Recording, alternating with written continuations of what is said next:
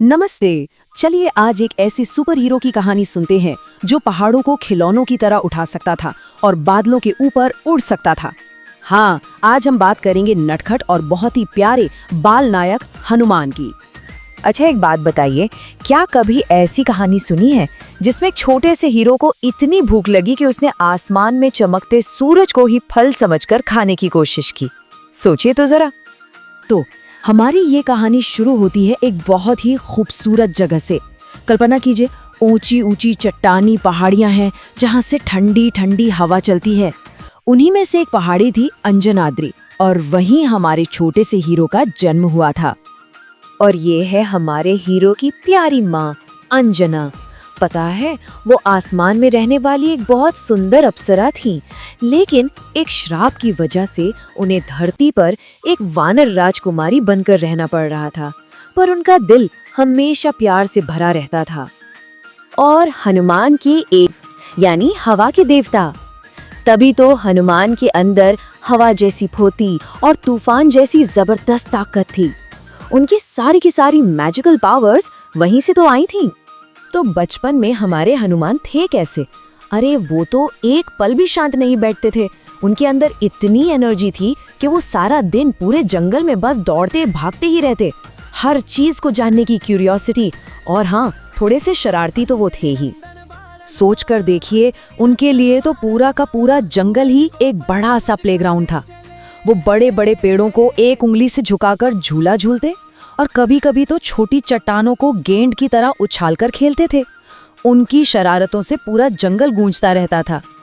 उनकी शरारतें सबसे ज्यादा परेशान करती थी जंगल में तपस्या करने वाले ऋषि मुनियों को। कभी वो पूजा का सामान छिपा देते, तो कभी अजीब अजीब आवाजें निकालकर उनका ध्यान भटका देते। ऋषि परेशान तो होते थे, पर वो जानते थे कि हनुमान का दिल एकदम साफ है। और अब आती है उनके बचपन की सबसे फेमस और मजेदार कहानी। एक दिन जब हनुमान सोकर उठे तो उनके पेट में जोरों की भूख लगी थी। बहुत बहुत बहुत जोर की भूख। सुबह सुबह का समय था, सूरज निकल रहा था। हनुमान ने अपनी छोटी छोटी आंखों से आसमान की तरफ देखा और वहां उन्हें कुछ गोल, चमकीला और बहुत ही टेस्टी सा दिखाई दिया। लेकिन उन्हें वो सूरज नहीं दिखा। अरे नहीं, उनकी नन्ही आंखों और भूखे पेट को तो वो एक बहुत बड़ा रसीला मीठा आम लग रहा था। उन्होंने सोचा, वाओ, इतना बड़ा आम! और बस यहीं से सारी गड़बड़ शुरू हो गई। तो बस फिर क्या था, उस आम को पकड़ने के लिए हनुमान ने लगाई एक ऊंची छलांग, सीधा आसमान में। लेकिन ऊपर स्वर्ग में बैठे देवराज इंद्र ये देखकर डर गए। उन्हें लगा कि कोई राक्षस सूरज पर हमला कर रहा है, और उन्होंने गुस्से में अपना सबसे शक्तिशाली हथियार वज्र हनुमान की ओर फेंक दिया। और वो वज्र सीधा जाकर लगा हनुमान की ठोड़ी पर। संस्कृत में ठोड़ी को हनु कहते हैं, और बस इसी वजह से उनका नाम पड़ा हनुमान, जिसका मतलब होता है टूटी हुई ठोड़ी वाला। ये नाम हमेशा उनकी इस बड़ी सी गलती की याद दिलाता है। जैसे ही वज्र लगा, छोटे से हनुमान बेहोश होकर जमीन पर आ गिरे। ये देखकर उनके पिता पवन देव को इतना दुख हुआ, इतना गुस्सा आया कि उन्होंने पूरी दुनिया से हवा ही रोक दी। सोचिए, धरती पर सांस लेना ही मुश्किल हो गया। अब बिना हवा के तो सब परेशान हो गए। तब सारे देवता मिलकर गए ब्रह्मा जी के पास, जो इस दुनिया के क्रिएटर हैं। उन्होंने पहले तो पवन देव को समझाया और फिर अपनी शक्ति से हनुमान को फिर से ठीक कर दिया। और सिर्फ यही नहीं, अपनी गलती के लिए सॉरी बोलने के लिए सभी देवताओं ने मिलकर हनुमान को एक से बढ़कर एक मैजिकल गिफ्ट्स दिए, जिन्हें वरदान भी कहते हैं। और इन वरदानों ने उन्हें दुनिया का सबसे शक्तिशाली बालक बना दिया। तो चलिए देखते हैं उन्हें क्या क्या मिला। ब्रह्मा जी ने उन्हें वरदान दिया कि दुनिया का कोई भी बड़े से बड़ा हथियार उन्हें चोट नहीं पहुंचा पाएगा। इंद्र ने कहा कि उनका शरीर वज्र की तरह, मतलब डायमंड की तरह स्ट्रॉन्ग होगा। अग्निदेव ने कहा, आग तुम्हें कभी जला नहीं सकेगी। वरुण देव ने कहा, पानी तुम्हें कभी डुबो नहीं पाएगा। और उनके पिता पवन देव ने तो उन्हें अपनी ही तरह हवा से भी तेज उड़ने की शक्ति दे दी। सोचिए जरा, कितने पावरफुल हो गए थे वो।